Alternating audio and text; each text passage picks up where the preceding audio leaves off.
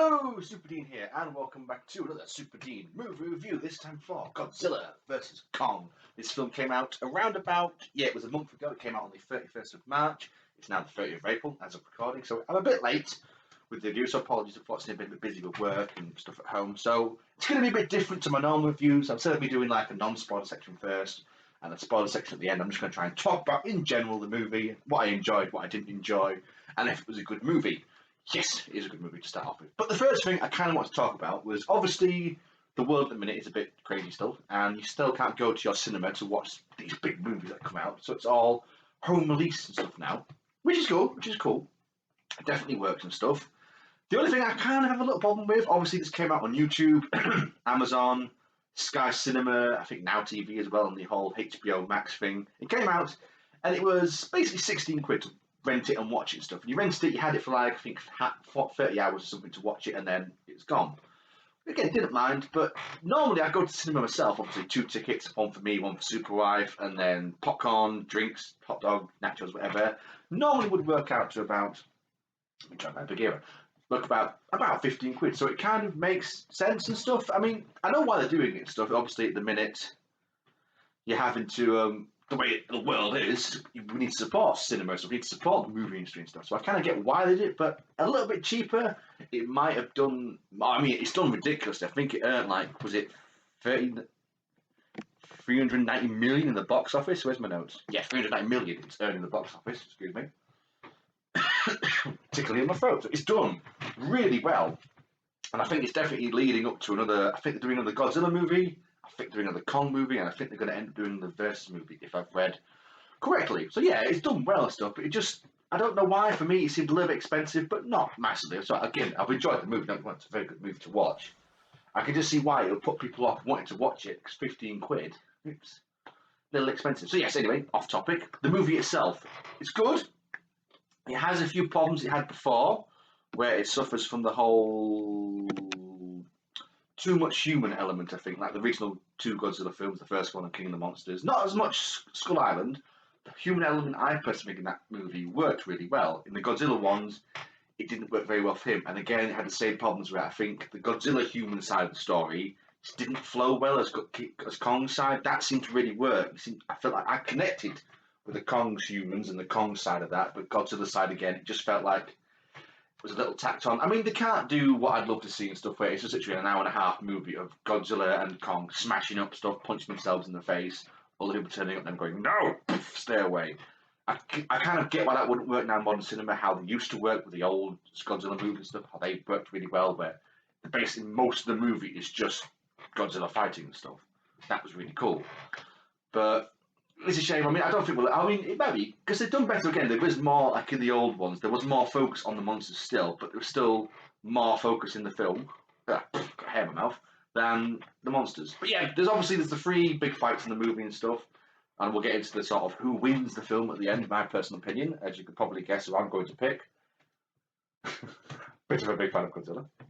Squeegee belly. See, obviously at the start of the film, you see Kong, he's all nice, secure, and tied away, tucked away in the corner of Skull Island, where Godzilla can't find him because they're worried about if Godzilla knows where he is, that he's going to come and smack up the monkey. So, which I kind of don't get in a little bit in a way, because surely Kong's been around, Godzilla and Kong have been around a lot longer, so surely Godzilla knows Kong's over there. He's just gone, you're fine. And here's my sort of second big problem with the movie, that I've had a bit of a chat down with, is the reason everyone doesn't like Godzilla in the movie. Now, in the first 2 movies, Godzilla attacks, and he has a reason. In the first movie, he's attacking because those Mutos are coming up and they're trying to lay eggs and make more of themselves and stuff. He's like, no, you can't do that. I'm in charge. The second one is because the humans released King Ghidorah, and he has to defend. They've had a massive rivalry and stuff. In this film, what do they think? It's like, nah, he's just a dick. But I kind of get why it worked, why people are like, it worked because of this. Because the bad guy spinned it and worked cleverly into sort of their evil plan, like, he attacked us because he's an idiot, but actually it's because we're doing some evil stuff in his corner. But it definitely felt like people didn't seem to give the benefit of the doubt and stuff. Obviously, I know they have to do it in the film and stuff, and my brain's just probably overthinking it way, way too much and stuff. But it would have been nice to see that, apart from, obviously, Millie Bobby Brown's character, who was kind of the only one, and her 2 mates were the people like, no, Godzilla's doing this for a reason. Everybody else was like, yeah, Godzilla's kind of a dick now. He's not really a good guy anymore. He's just a dick, too big for his britches kind of style, which is a shame, but it did work. My other little problem with the movie was Godzilla and Kong's size. I personally think it changed mostly through the movie. At one point, they were massive, and then they looked smaller and stuff, and then they were massive again. The main 2 points, the first one in the first battle, which was, again, the fights and the way the film is done, the filmography, is just amazing how it looks and stuff. How realistic Kong and Godzilla look in this movie is just mental. But again, the size-wise of it, like 1 minute in the first fight, they're both fighting on an airplane carrier. And you think these are meant to be like, because they say they're like 15-ton monsters and stuff, and yet they're both happily on this carrier going, oh, this is quite sturdy, okay, fight time, and they both start fighting. Surely that would sink. I mean, one of them maybe can like happily go surfing, but both of them, but obviously it's just logic. I mean, don't get me wrong, it looks amazing watching Kong uppercutting Godzilla on a boat. It just looks amazing.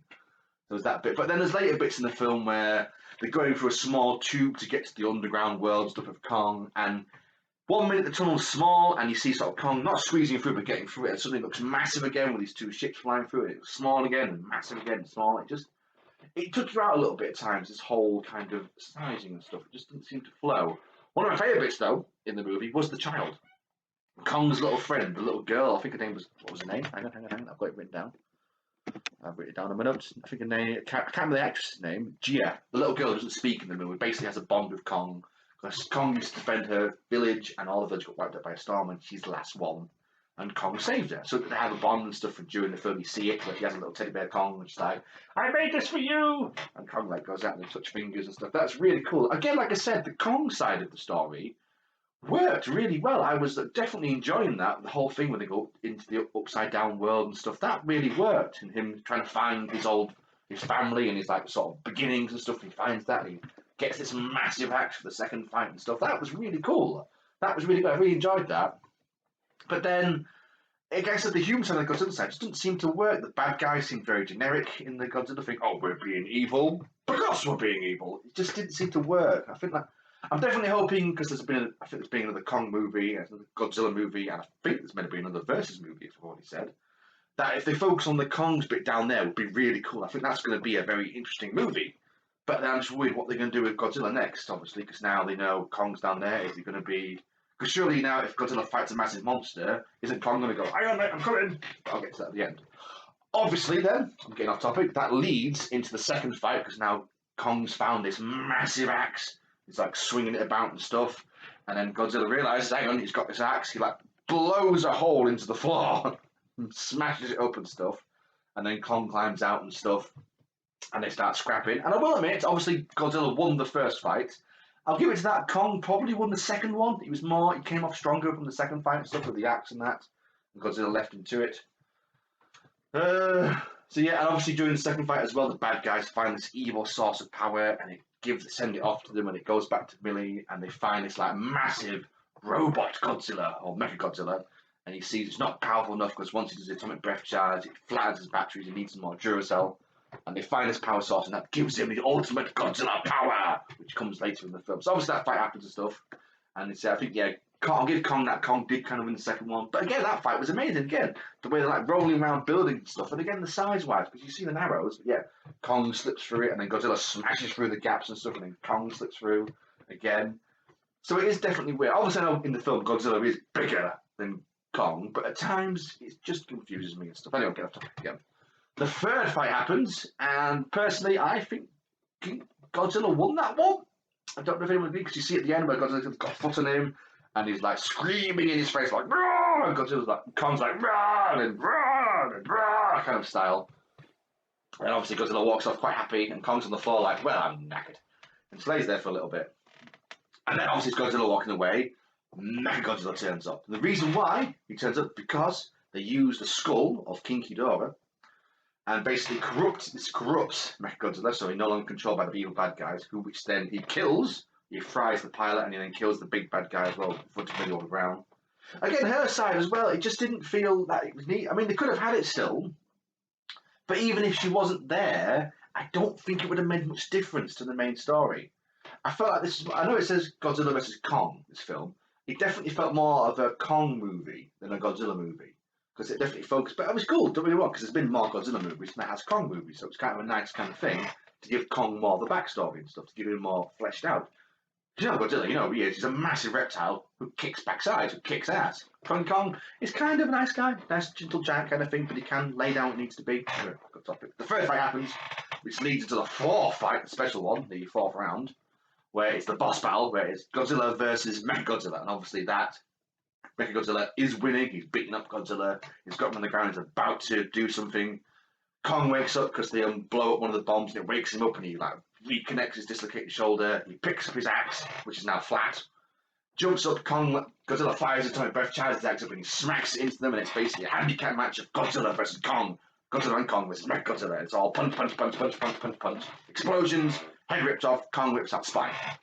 That's the end of it. And there's that usual weird film which leads back to Jurassic Park, which always makes me laugh, where it's the T-Rex and the Raptor, and they both go, sup, and they go separate ways. Same exactly thing. Kong's there, Godzilla's there, and they go, yeah, you're alright, and they walk off and leave it to that. So obviously, overall, I personally think Godzilla won 2-1 in the rounds. He won 2-1. I was going they didn't make Godzilla, they didn't make King Kong look weak in the whole kind of wrestling, so he wasn't weak. He was given a good sound off strong so that he's like, yes, he's not weak, he's strong, but you know, Godzilla's stronger. But he wasn't. He got his licks in kind of style. So yeah, I'm talking rubbish again. I need to end this review because it's absolutely gone to pot. So yeah. Anyway, overall, what has this been? It's been a weird review. I need to get better at doing my reviews. I need to try and, as soon as I've seen the film, like I used to do, get on the review so I can talk about it better. So yes, it is a good film. If you can, do go watch it. It's a very, very good film.